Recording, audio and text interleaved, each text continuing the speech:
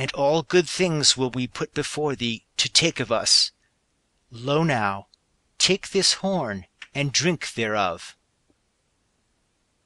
So he took it and drank, and therewithal she said, Thy father shall be Giuki the king, and I shall be thy mother, and Gunnar and Hogni shall be thy brethren, and all this shall be sworn with oaths each to each, and then surely shall the like of you never be found on earth. Sigurd took her speech well, for with the drinking of that drink all memory of Brynhild departed from him. So there he abode a while. And on a day went Grimhild to Giuki the king, and cast her arms about his neck, and spake, Behold, there has now come to us the greatest of great hearts that the world holds, and needs must he be trusty, and of great avail. Give him thy daughter then with plenteous wealth, and as much of rule as he will. Perchance thereby he will be well content to abide here ever.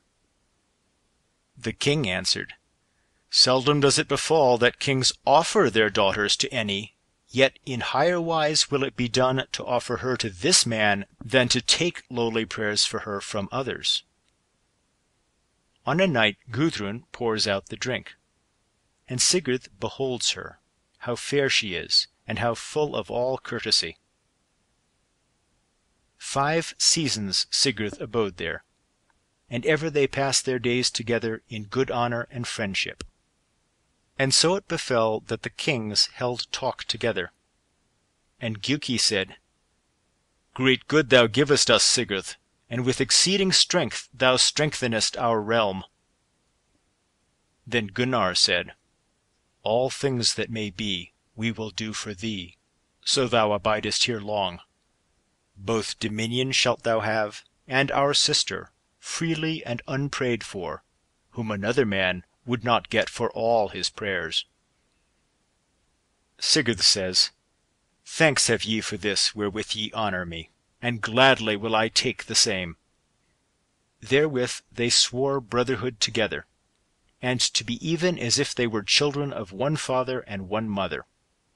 And a noble feast was holden, and endured many days, and Sigurd drank at the wedding of him and Gudrun. And there might men behold all manner of game and glee, and each day the feast better and better. Now fare these folk wide over the world, and do many great deeds, and slay many kings' sons, and no man has ever done such works of prowess as did they. Then home they come again with much wealth won in war. Sigurd gave of the serpent's heart to Gudrun, and she ate thereof, and became greater hearted and wiser than e'er before. And the son of these twain was called Sigmund. Now on a time went Grimhild to Gunnar her son, and spake, Fair blooms the life and fortune of thee, but for one thing only, and namely, whereas thou art unwedded. Go woo Brunhild, good rede is this, and Sigurd will ride with thee. Gunnar answered, Fair is she, certes, and I am fain enow to win her. And therewith he tells his father, and his brethren, and Sigurd, and they all prick him on to that wooing. Chapter 27. Now they array them joyously for their journey, and ride over hill and dale to the house of King Buthli, and woo his daughter of him. In good wise he took their speech, if so be that she herself would not deny them. But he said withal that so high-minded was she, that that man only might wed her whom she would. Then they ride to Hlumdalir, and there Heimir gave them good welcome. So Gunnar tells his errand. Heimir says that she must needs wed but him whom she herself chose freely, and tells them how her abode was but a little way thence, and that he deemed that him only would she have, who should ride through the flaming fire that was drawn around about her hall. So they depart, and come to the hall and the fire, and see there a castle with a golden roof ridge, and all around about a fire roaring up. Now Gunnar rode on Goti, but Hogni on Hrólfr. And Gunnar smote his horse to face the fire, but he shrank aback. Then said Sigurd, "Why givest thou back, Gunnar?" He answered, "The horse will not tread this fire, but lend me thy horse, Grani." "Yea, with all my good will," says Sigurd. Then Gunnar rides him at the fire, and yet no wise will Grani stir, nor may Gunnar any the more ride through that fire. So now they change semblance, Gunnar and Sigurd, even as Grimhild had taught them. Then Sigurd, in the likeness of Gunnar, mounts and rides, Gram in his hand and golden spurs on his heels. Then leapt Grani into the fire when he felt the spurs, and a mighty roar arose as the fire burned ever madder, and the earth trembled, and the flames went up even unto the heavens.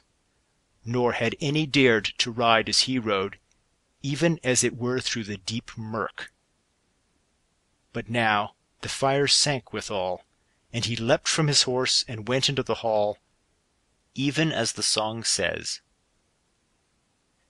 Elder namat eisast in jörth at skjálfa, och har logi vid himni gneiva. Far treististar fylkis räcka, elda rida, je uferstiga.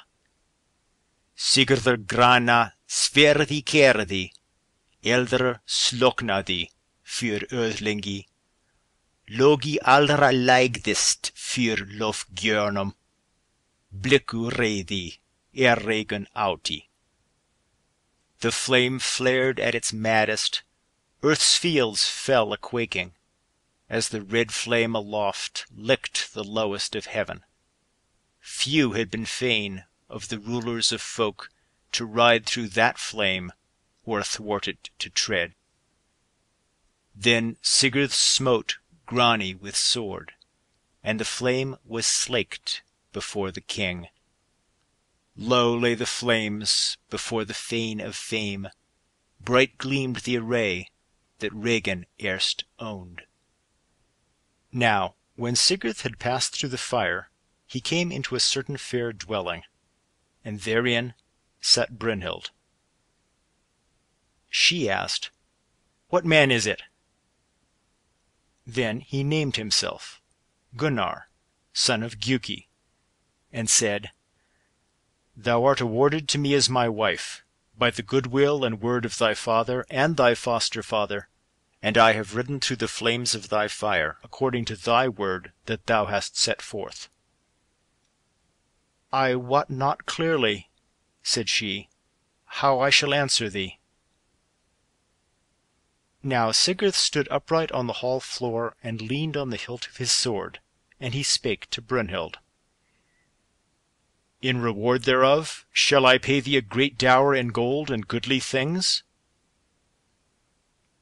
She answered in heavy mood from her seat, whereas she sat like unto swan on billow, having a sword in her hand, and a helm on her head, and being clad in a byrnie.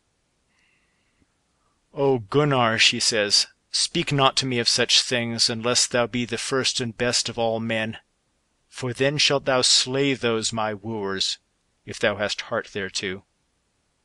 I have been in battles with the king of the Greeks, and our weapons were stained with red blood, and for such things still I yearn."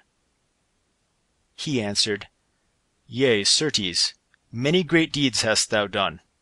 But yet call thou to mind thine oath concerning the riding through of this fire, wherein thou didst swear that thou wouldst go with a man who should do this deed."